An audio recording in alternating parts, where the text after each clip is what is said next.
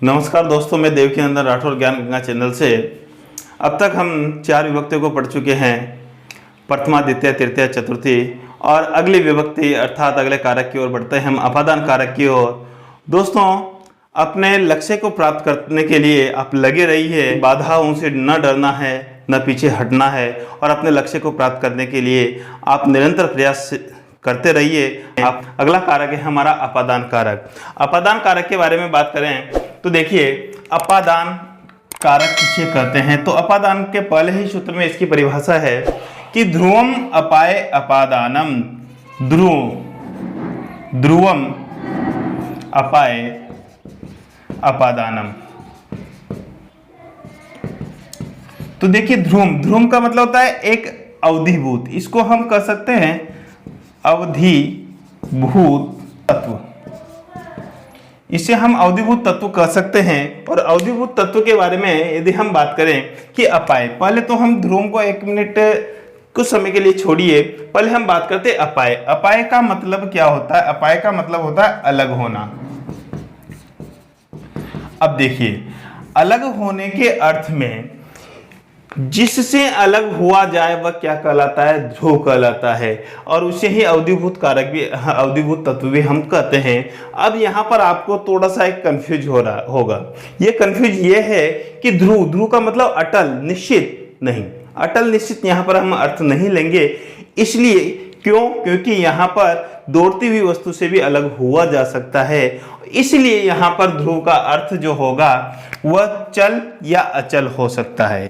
ये क्या हो सकता है? ध्रुव चल या अचल। अचल का मतलब स्थिर और चल का मतलब जो गतिशील है। तो अर्थात चल और अचल हो सकता है अवधिभूत तत्व, और इस अवधिभूत तत्व को ही हम क्या कहेंगे? ध्रुव कहेंगे। और इसी की अपादान संज्ञा होगी। परंतु एक विशेषता है अपाय। अपाय का मतलब अलग होना। जहां पर अलग होना पाया जाए और जिससे अलग हुआ जाए वहां पर उसे हम कहेंगे ध्रुव, और उस ध्रुव की अपादान संज्ञा होगी। ये बात आपको ध्यान रखना है दोस्तों। ये सेकंड ग्रेड में पूछा हुआ क्वेश्चन है। क्या ध्रुव का मतलब यहाँ पर अपादान किसकी संज्ञा होती है? अवधिभूत की होती है, चल की होती है, अचल की होती है, इस तरीके से। तो अवधिभूत तत्व जो होगा उसकी यहाँ पर अपादान संज्ञा होगी। और अगले सूत्र के माध्यम से हम बात करते हैं कि अपादाने पंचमी। सीधी सी बात है, अपादान में पंचमी विभक्ति का हम प्रयोग करेंगे। उदाहरणों के माध्यम से हम बात करते हैं। वृक्षात पत्राणि पतन्ति, वृक्ष से पत्ते गिरते हैं। वृक्ष से पत्ते गिरते हैं। तो पत्ते किससे है? पत्ते किससे अलग हो रहे हैं? वृक्ष से। अब ये स्थिति यानी अचल है। वृक्ष क्या है? अचल है। अब अचल है परंतु अवधिभूत है, क्योंकि इससे अलग हुआ जा रहा है। क्या अलग हो रहा है? पत्ते अलग हो रहे हैं। तो ये जो अलग हो रहे हैं उसमें नहीं, जिससे अलग हुआ जा रहा है उसको हम अवधिभूत तत्व कहेंगे, और उसको ही अपादान संज्ञा यहाँ पर करेंगे। और अपादान संज्ञा कर कर पंचमी विभक्ति का प्रयोग हम यहाँ पर करेंगे। तो वृक्षात, हमने पंचमी विभक्ति का प्रयोग किया वृक्ष में। तो वृक्षात पत्राणि, पत्राणि बहुवचन में हमने लिया, तो बहुवचन की क्रिया यहाँ पर आई। वृक्षात पत्राणि पतन्ति, वृक्ष से पत्ते गिरते हैं। गिरने की क्रिया पत्ते कर रहे हैं, तो यहाँ पर कर्ता हो जाएगा और यहाँ पर क्रिया हो जाएगी। तो यहाँ पर वृक्ष से जो है, ये वृक्ष जो है ये क्या है? हमारा अपादान है। उसी प्रकार अगले उदाहरण से हम और स्पष्ट होते हैं इस बात पे कि धावतः अश्वात् सैनिकः पतति, दौड़ते हुए घोड़े से सैनिक गिरता है। तो कौन सा? इसलिए धावतः अश्वात् सैनिकः पतति, तो पंचमी विभक्ति हमने प्रयोग किया। उसके बाद में अगला उदाहरण देखिए, इसमें कुछ अलग हटके है। बहुत कम आपको पता लगेगा, बहुत कम लोग ऐसा बताते हैं कि वृक्ष से पर्णम पतति। अब देखो, यहां पर मैंने षष्ठी विभक्ति का प्रयोग कर दिया, अर्थात यहां पर कौन सी विभक्ति प्रयोग की? षष्ठी। क्योंकि इसके पीछे कारण देखिए, इसका अर्थ देखिए। वृक्ष से पर्णम पतति, वृक्ष का पत्ता गिरता है। यहां पर हमने संबंध कर दिया इन दोनों का, वृक्ष का पत्ता। यहां पर यह नहीं बताया गया किससे अलग हो रहा है, जब नहीं बताया गया तो हमारे पास अवधिभूत कारक तत्व नहीं है और इसलिए यहाँ पर इसकी अपादान संज्ञा नहीं होगी, यहाँ पर संबंध होगा और संबंध में षष्ठी विभक्ति का हम प्रयोग करेंगे। इसलिए यहाँ पर कौन सी विभक्ति का हमने प्रयोग किया? षष्ठी। इसलिए आपको विशेष रूप से थोड़ा सा ये भी ध्यान रखना है, इसलिए यहाँ पर वृक्षस्य में षष्ठी विभक्ति का प्रयोग हुआ। दोस्तों इसी के साथ आगे अगले वार्तिक की ओर बढ़ते हैं। ये वार्तिक है जुगुप्सा विराम प्रमादा अर्थानाम उपसंज्ञानम, यानी जुगुप्सा, जुगुप्सा का मतलब होता है घृणा करना, किसी से घृणा की जाए। विराम यानी रोकना, रुकना। उसी प्रकार प्रमाद, प्रमाद का मतलब आलस्य, यानी आलस्य या असावधानी बरतना किसी भी कार्य के प्रति यदि हम, तो इन अर्थ वाली धातुओं के योग में हम पंचमी विभक्ति का प्रयोग करें, अर्थात वहां पर अपादान कारक करेंगे। अर्थात जुगुप्सा विराम प्रमाद अर्थ वाली धातुओं के योग में अब उनकी संज्ञा अपादान संज्ञा होगी। उदाहरण के माध्यम से देखिए दोस्तों, धार्मिक, देखो जुगुप्सा वाला देखिए, धार्मिक जना पापात जुगुप्सते, पाप से घृणा करता है। धार्मिक व्यक्ति पाप से घृणा करता है। किससे घृणा कर रहा है? पाप से। यहाँ पापात का मतलब पिताजी मत समझ लेना, पाप का पंचमी विभक्ति जो बनेगा वो क्या बनेगा? पापात बनेगा। तो पाप से घृणा कर रहा है। किससे घृणा कर रहा है? पाप से। उसी प्रकार दुर्जन, अगला है विराम, तो दुर्जन धर्मात विरमति, दुर्जन धर्म से रुकता है, अर्थात वो धर्म की इच्छा ही नहीं है, धर्म का विरोध करता है। तो दुर्जन व्यक्ति जो होगा वो क्या कर रहा है? धर्म का विरोध कर रहा है, धर्म से रुकता है, धर्म में नहीं लगता वह। तो इस पर लिए जिससे अलग हो रहा है तो वह क्या हो गया? धर्म। इसमें इसलिए यहाँ पर पंचमी विभक्ति का हम प्रयोग करेंगे अपादान कारक कर। उसी प्रकार छात्र अध्ययनात् प्रमादति, छात्र अध्ययन से प्रमाद करता है, छात्र अध्ययन में असावधानी करता है। दोस्तों आजकल ये हो रहा है, जैसे लॉकडाउन बढ़ते हैं, आप आलस्य करने लगे हैं, असावधानी करने लगे। पहले 14 घंटा पढ़ रहे थे, अब 2 घंटे पढ़ रहे हैं। तो इसीलिए आपको असावधानी नहीं करनी, आपको प्रमाद नहीं करना। किसमें? अध्ययन में। अध्ययन को निरंतर जारी रखना है और अपने लक्ष्य को प्राप्त करना है। तो इसलिए यहाँ पर किससे प्रमाद किया जा रहा है? अध्ययन से। इसलिए यहाँ पर अध्ययन में अपादान संज्ञा होगी और अपादान संज्ञा होकर पंचमी विभक्ति का प्रयोग किया जाएगा। अब बढ़ते हैं हम अगले सूत्र की ओर, भित्रार्थानाम भय हेतु।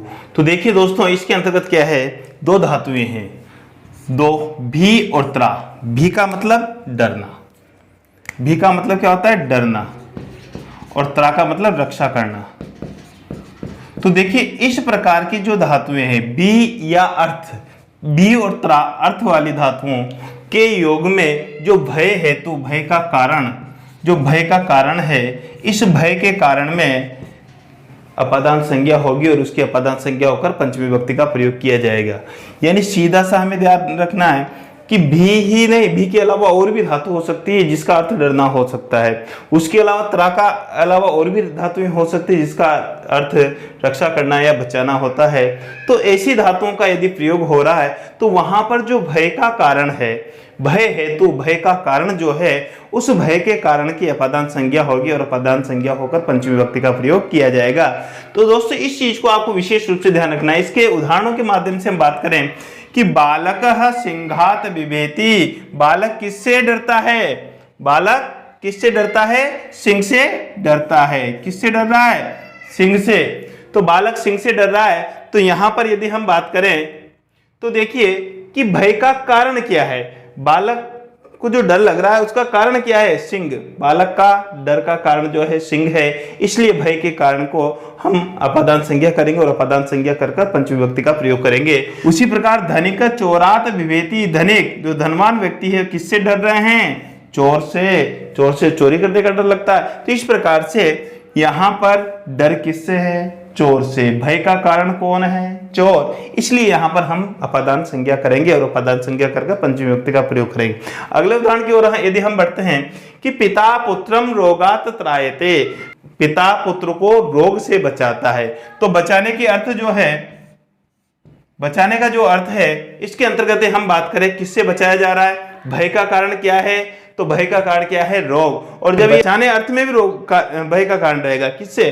रोग से भय, रोग से डर लगता है। तो इस कारण से यहाँ पर पिता पुत्रम रोगात त्रायते, रोग से बचा रहा है, तो ये भय का कारण है।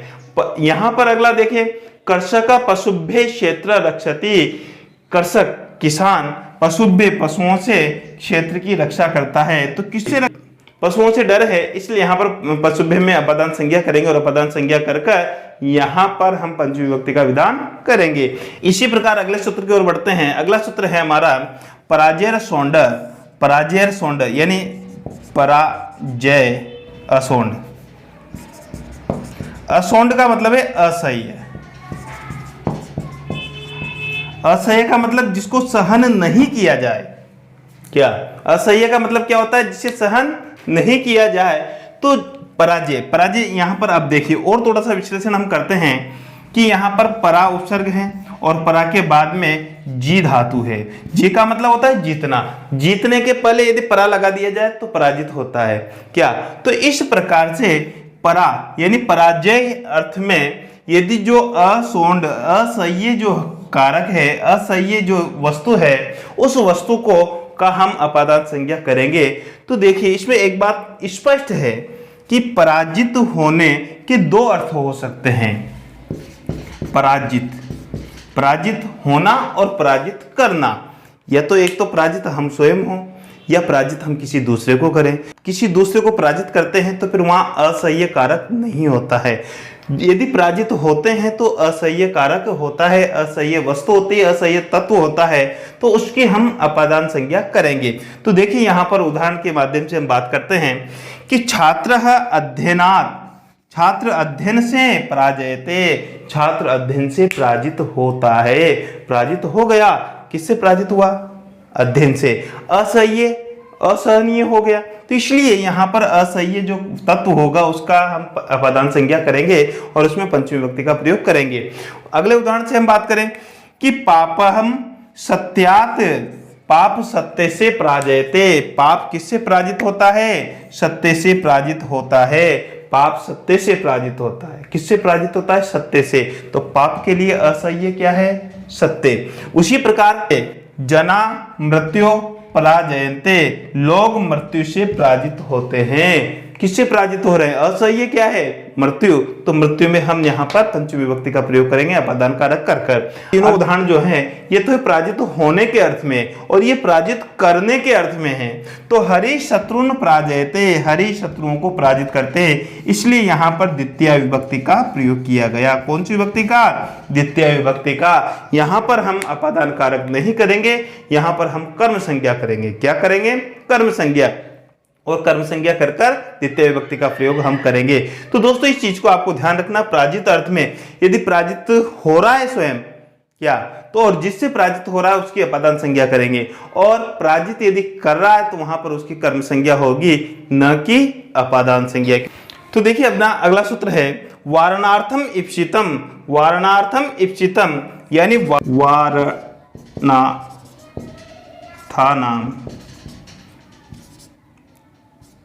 इप्सित। तो वारण अर्थ में जो इच्छित होगा, इप्सित होगा, उसके हम अपादान संज्ञा यहां पर करेंगे।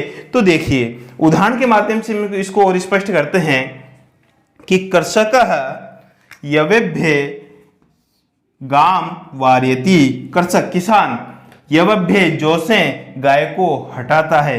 तो अब देखिए यहां पर क्या विशेषता है कि इसकी कर्षक की इच्छित वस्तु गाय नहीं है, क्या है? जो है। इसलिए यवभ्य इसमें हमने अपादान संज्ञा यहां पर की। किस के लिए? वारण अर्थ वाली धातुओं का प्रयोग होने पर। उसी प्रकार अगला उदाहरण हम बात करें कि गुरु शिष्यात् दोषान निवारयति, गुरु शिष्य से दोषों का निवारण करता है। गुरु शिष्य के दोषों का निवारण करता है। तो गुरु शिष्य के दोषों का, तो यहाँ पर इच्छित क्या है? शिष्य। गुरु का इच्छित क्या है? शिष्य। इसलिए यहाँ पर इसकी अपादान संज्ञा हमने की और पंचमी विभक्ति का प्रयोग यहाँ पर किया गया।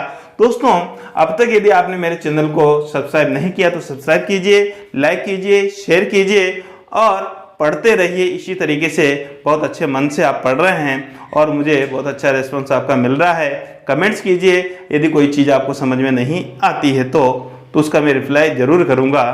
अगला सूत्र हमारा है जनि कर्तु प्रकृति, जनि कर्तु प्रकृति। जनि का मतलब यहाँ पर जन धातु है, जन का मतलब पैदा होना। तो उस जन धातु में जिससे पैदा हुआ जाए उसकी अपादान संज्ञा यहाँ पर होगी। तो एक उदाहरण है हमारे पास ब्रह्मणः प्रजा प्रजायन्ते, तो यहाँ पर प्रजा प्रजायन्ते, प्रजाः प्रजायन्ते, प्रजा उत्पन्न होती है, किससे हो रही है? ब्रह्मण, ब्रह्मा से। क्या? तो प्रजा की उत्पत्ति किससे हुई है? ब्रह्मा से। तो जिससे उत्पन्न हुआ जाए उसके अंतर्गत हम अपादान संज्ञा करेंगे और वहां पर पंचमी विभक्ति का प्रयोग हम करेंगे। तो हमने यहाँ पर ब्रह्मणम में पंचमी विभक्ति का प्रयोग किया। इसी प्रकार अगला उदाहरण देखिए कि गोमयाद वृश्चिकाः जायन्ते। गोमयाद, गोमयाद का मतलब गोबर। गोबर से क्या उत्पन्न हो रहा है? वृश्चिका यानी बिच्छू। तो बिच्छू की उत्पत्ति कहां से हो रही है? गोबर से। अर्थात उत्पन्न जो जन धातु है, इस जन धातु के अंतर्गत जिससे उत्पन्न हुआ जाए उसकी अपादान संज्ञा यहाँ पर होगी। तो यहाँ पर गोबर से बिच्छू उत्पन्न हो रहे हैं। गोमयाद में हमने पंचमी विभक्ति का प्रयोग यहाँ पर किया। इसी प्रकार अगले उदाहरण की हम बात करते हैं। बहुत फेमस उदाहरण है, एग्जाम में पूछा हुआ उदाहरण है कि कामात क्रोधो अभिजायते। कामात क्रोधो, क्रोध की उत्पत्ति किससे होती है? काम से। तो यहाँ पर हम पंचमी विभक्ति का प्रयोग करेंगे। काम, कामनाएं, इच्छाओं से, उससे क्या उत्पन्न होता है? क्रोध। तो क्रोध की उत्पत्ति स्थान क्या है? कामनाएं। तो इसलिए यहां पर हमने पंचमी विभक्ति का प्रयोग किया।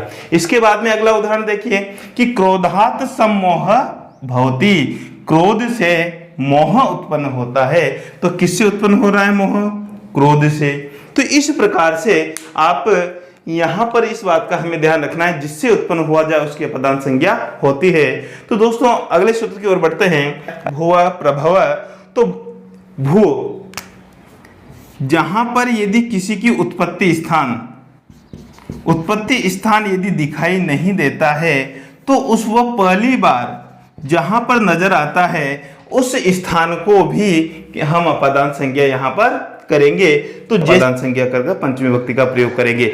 जैसे हम बात करें कि गंगा हिमालयात प्रभवती। गंगा हिमालय से निकलती है।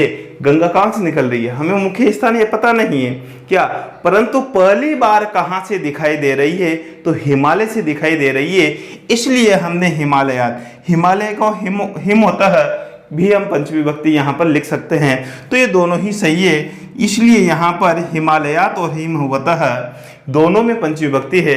दोनों में आपके पास कोई भी ऑप्शन हो सकता है। इसी प्रकार अगले उदाहरण की हम बात करें कि सूर्य मेघात उदेति। सूर्य बादलों से उदय हो रहा है। किससे उदय हो रहा है? बादलों से।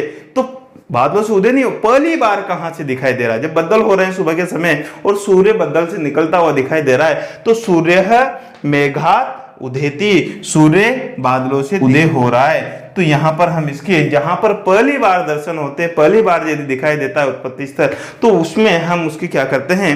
अपादान संज्ञा करते हैं। अपादान संज्ञा कर पंचमी विभक्ति का यहाँ पर हम प्रयोग करेंगे। अगली वार्तिक हमारी आती है लप्पे लोपे कर्मणे अधिकरणे च। तो यदि इस लेप प्रत्यय का हम वहां से लोप कर दे, हटा दे उस क्रिया को, तो उस क्रिया का जो कर्म है और उस क्रिया का जो अधिकरण है उसकी हम पंचमी विभक्ति में प्रयोग करेंगे। तो देखिए इसको एक उदाहरण के माध्यम से हम बात करते हैं कि वधूः ससुरम विलोक्य जीवहेति। यानी तो वधू ससुर को देखकर पर्दा करती है। तो इसमें हम बात करें कि विलोक्य, यहाँ पर लेप प्रत्यय, कौन सा प्रत्यय दोस्तों? लेप प्रत्यय। अब इसमें लेप प्रत्यय है, इस शब्द को हम यहाँ से हटा देंगे। जब इस शब्द को यहाँ से हटाएंगे तो फिर इसका जो कर्म है, विलोक्य का जो कर्म है, यहाँ पर क्या है? ससुर। अब इस ससुर के हम यहाँ पर पंचमी विभक्ति का प्रयोग कर देंगे। तो यहाँ पर ससुरात, वधूः ससुरात जुहेति। वधू ससुर से पर्दा करती है, शर्म करती है। तो इस प्रकार से अगले उदाहरण की यदि हम बात करें कि आसने उपवेश्य प्रेक्ष्यते। आसने उपवेश्य प्रेक्ष्यते यानी आसन पर बैठकर देखता है। यानी मैं आसन पर बैठा और देख रहा हूं क्या? तो आसने, आसन पर यहाँ पर अधिकरण है। तो उपवेश्य यानी बैठकर, आधार जो है, अधिकरण जो है, उसमें हम क्या करेंगे? ये उपवेश्य जो है लेप प्रत्यय है और इसको यदि हम हटा देंगे तो हटाने के बाद में हम इसके आधार में या अधिकरण में पंचमी विभक्ति का प्रयोग कर देंगे। तो पंचमी विभक्ति आसनात क्या होगी? आसनात। आसनात प्रेक्ष्यते। जैसे मान लीजिए इसका कर्ता यदि मैं किसी को बना दूं, कर्ता यहाँ पर छात्र है, छात्र आसने उपवेश्य प्रेक्ष्यते, छात्र आसन पर बैठकर देखता है।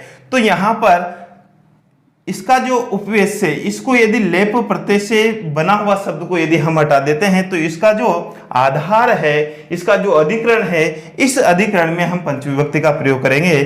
तो छात्र आसनात् प्रेक्ष्यते, छात्र आसन से देखता है, आसन से देखता है। तो इस प्रकार से यहाँ पर हम पंचमी विभक्ति का प्रयोग करेंगे। अगले उदाहरण की बात करें, प्रासादम आरुह्य प्रेक्ष्यते, ये वापस कर्म आ गया। तो प्रसादात प्रेक्ष्यते, आरुह्य, आरुह्य जो है इसमें लेप प्रत्यय लगा हुआ है और इस लेप प्रत्यय के कारण इसको जब हम हटा देंगे तो इसका जो कर्म है उस कर्म में हम पंचमी विभक्ति का प्रयोग यहाँ पर करेंगे। तो दोस्तों इसी प्रकार से हम बढ़ते हैं अगले सूत्र की ओर। आख्यात उपयोगी, आख्यात पदच्छेद करेंगे, आख्याता, आख्याता उपयोगे, यानी आख्याता, आख्याता का मतलब कहने वाला,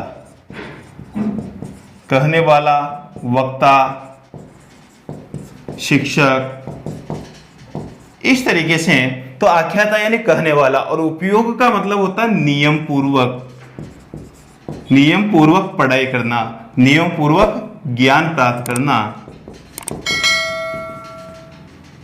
तो इस प्रकार से यदि जहां पर नियम पूर्वक ज्ञान प्राप्त किया जाए, नियम पूर्वक अध्ययन किया जाए, तो वहां पर जो आख्याता होता है, कहने वाला होता है, अध्यापक होता है, शिक्षक होता है, उसकी अपादान संज्ञा होगी, अर्थात उसमें हम पंचमी विभक्ति का प्रयोग करेंगे।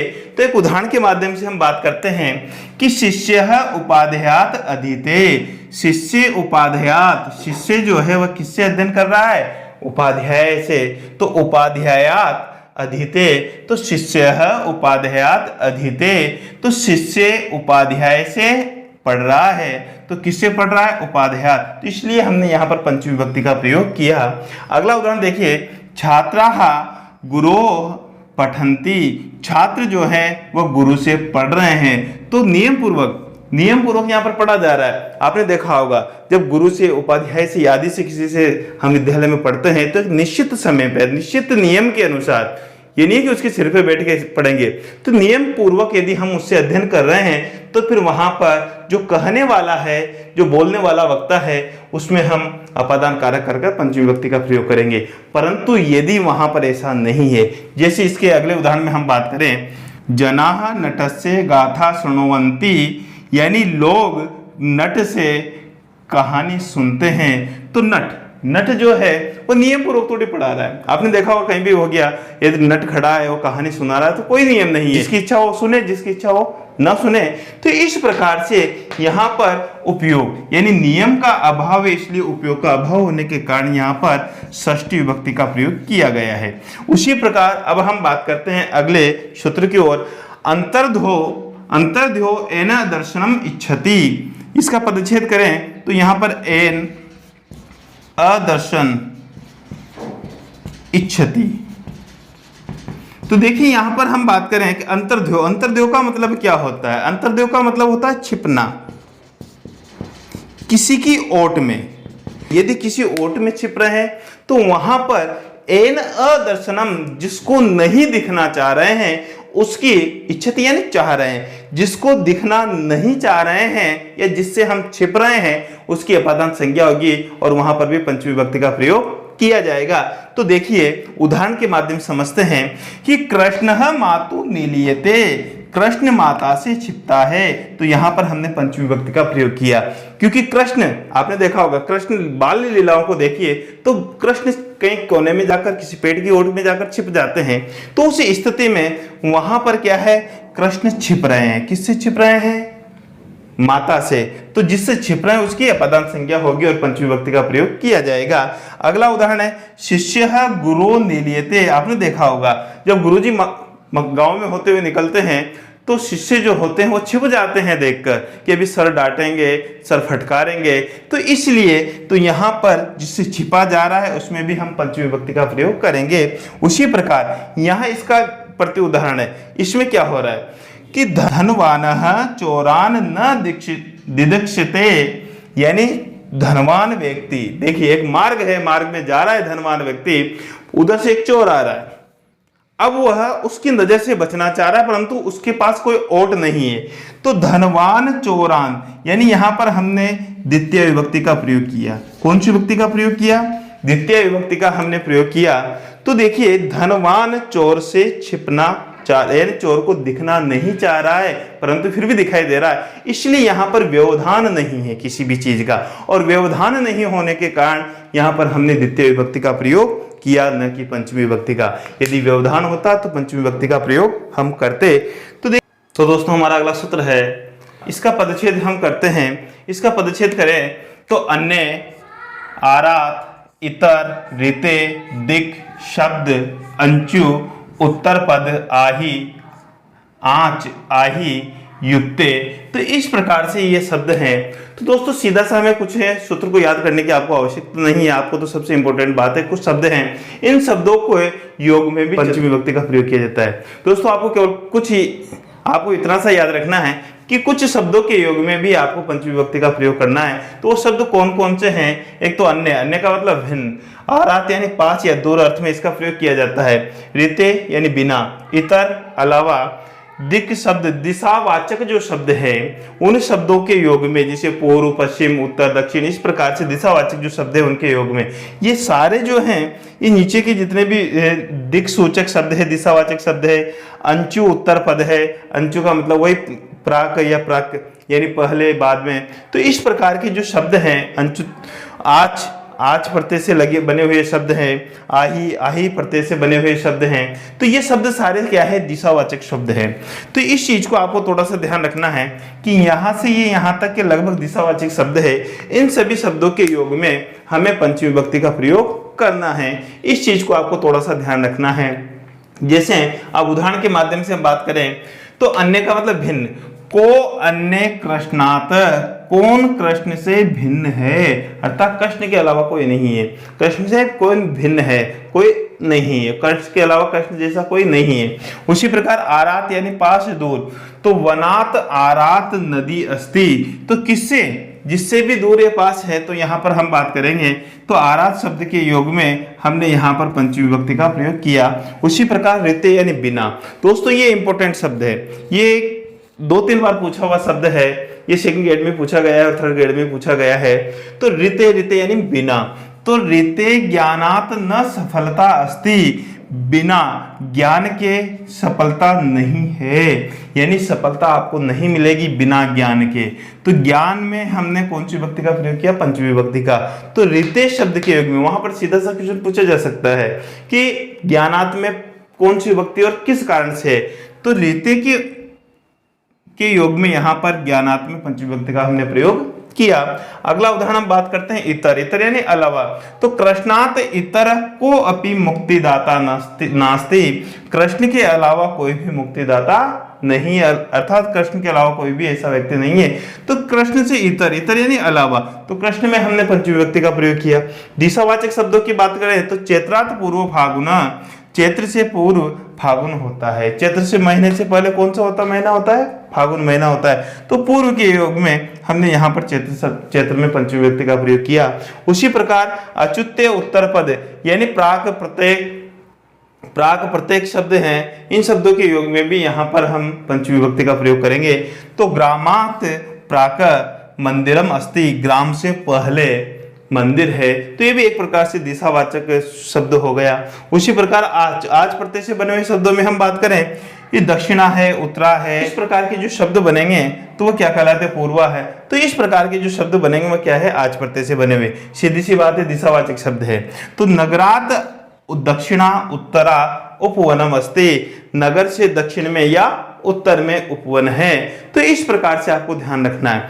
अगले उदाहरण की हम बात करें कि ग्रामात उत्तराही दक्षिणाही पर्वत अस्ति, गांव से उत्तर की ओर और दक्षिण की ओर पर्वत हैं, यानी गांव में उत्तर या दक्षिण की ओर क्या है? पर्वत हैं। तो ग्रामात उत्तराही दक्षिणाही पर्वतः अस्ति, तो गांव से उत्तर या दक्षिण की ओर क्या है? पर्वत हैं। तो इस प्रकार से यहाँ से हमने इसमें पंचमी विभक्ति का प्रयोग किया।